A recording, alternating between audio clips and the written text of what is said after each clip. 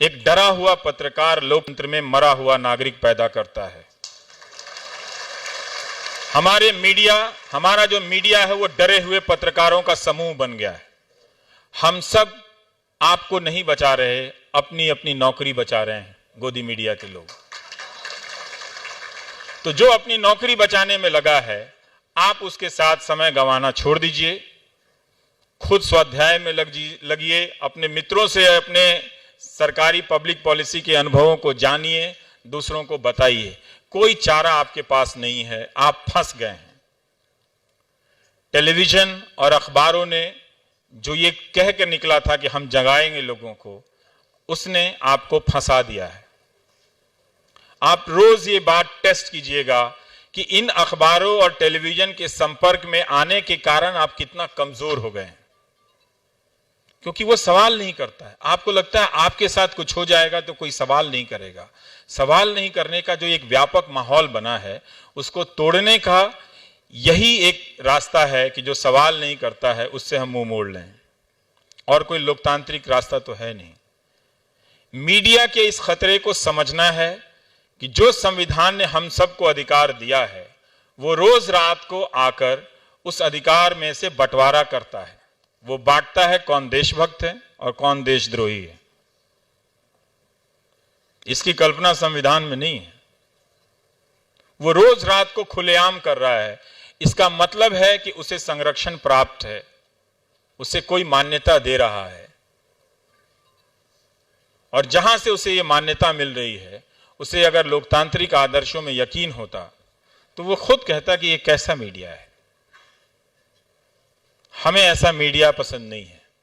किसी भी व्यवस्था का मूल्यांकन करने के लिए बुनियादी शर्त यह है, आप किसी भी राजनीतिक दल के हो सकते हैं, किसी को भी आप सपोर्ट कर सकते हैं, मगर सूचना ग्रहण करने के रास्ते को आप इस तरह से मरते हुए देखेंगे तो आप एक अच्छा सपोर्टर भी नहीं बन पाएंगे।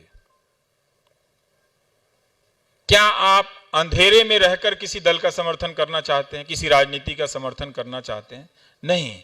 इससे हम अपने नेताओं को कमजोर कर देंगे, हम खुद तो कमजोर हो ही रहे हैं। तो मीडिया ने क्या किया कि जो समाज में व्यवस्था के कारण, सरकारी व्यवस्थाओं के कारण और सामाजिक व्यवस्थाओं के कारण ज्ञान की जो असमानता थी, उस असमानता को और चौड़ा किया है। सूचना ही नहीं है आपके पास। आपकी डिग्री भले अंग्रेजी की है, बस सूचना नहीं है, तो वो आपको नागरिक के तौर पर परफॉर्म करने के लिए तैयार ही नहीं किया। अपने अपने जुगाड़ में है सब। तो टेलीविजन और अखबारों को बहुत ध्यान से देखिए। इसकी कमजोरी इस बात का प्रमाण है, बहुत कुछ खत्म हो गया है, होने वाला नहीं है, वो हो चुका है। इसीलिए हमारा माध्यम जो है वो 3-3 हफ्ते 2-2 महीने तक पद्मावती फिल्म पर डिस्कशन करता है। उससे क्या मिला? 2-4 पन्नों का कोटेशन लेके कर देने से परंपराएं पुनर्जीवित नहीं होती। यही करना था तो जरा ढंग से पढ़ के आते, पद्मावत को बांच देते टीवी पे। वो आपने नहीं किया। तो तरह तरह के बहाने ढूंढकर, इस ज्ञान की असमानता का लाभ उठाकर आपको रूढ़िवादिता की तरफ धकेला जा रहा है, कंजर्वेटिज्म की तरफ धकेला जा रहा है। ये अच्छा नहीं है। लड़ाई बहुत लंबी हो गई है। अगर आप सोच रहे हैं कि किसी चुनाव से इसका फैसला हो जाएगा, नहीं। जब समाज में इतनी कमजोरी आ जाए और इतना भय आ जाए तो उसे एक स्वाभाविक स्तर पर लाने में बहुत लंबा वक्त लगता है। एक वाइस चांसलर ने लिख दिया कि तोप चाहिए, टैंक, राष्ट्रवाद लाने के लिए। 37,000 से ज्यादा कॉलेज हैं इस देश में। कितने टैंक लाएंगे आप? सेना का बजट गड़बड़ा जाएगा। कितने टैंक लाएंगे आप? तो सवाल क्या होना चाहिए था? सवाल ये होना चाहिए था कि गांव में, कस्बों में, आप गढ़चिरौली के किसी कॉलेज का उदाहरण ले लीजिए, आप नागपुर के किसी कॉलेज का उदाहरण ले लीजिए, आप गोंदिया के कॉलेज का उदाहरण ले लीजिए और झारखंड के हजारीबाग का उदाहरण ले लीजिए या बिहार के मुजफ्फरपुर का उदाहरण ले लीजिए या पटना यूनिवर्सिटी का ले लीजिए। डिपार्टमेंट में टीचर नहीं है,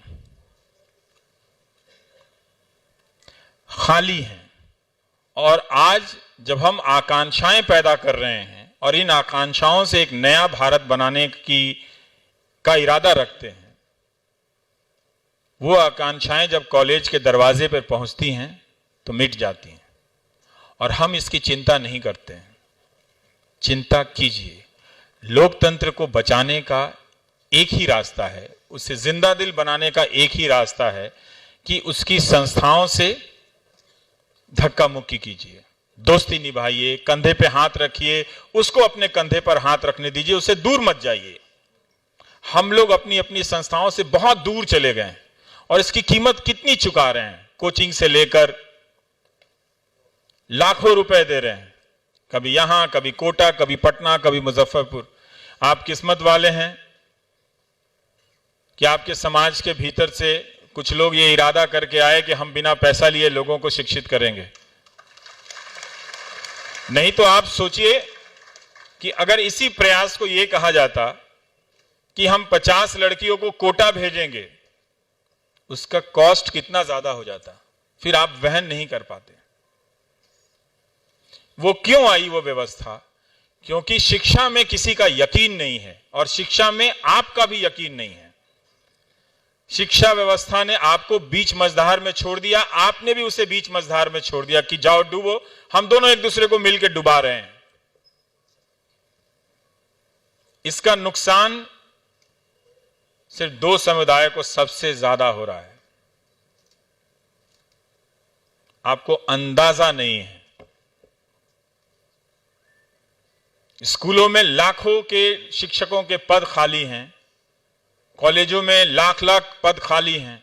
अभी 13 पॉइंट रोस्टर का चलिए अच्छा फैसला हो गया, लेकिन उसके नहीं होने के कारण एक साल तक कहीं कोई वैकेंसी नहीं आई। लोगों की बेरोजगारी की उम्र एक साल और बढ़ गई।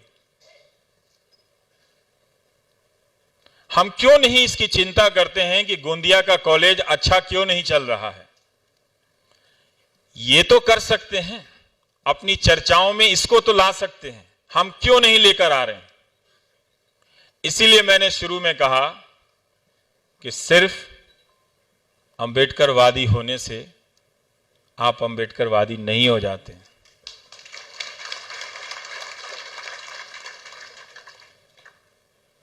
अंबेडकरवादी होने के लिए बहुत जरूरी है कारणों को जानना और समाधान।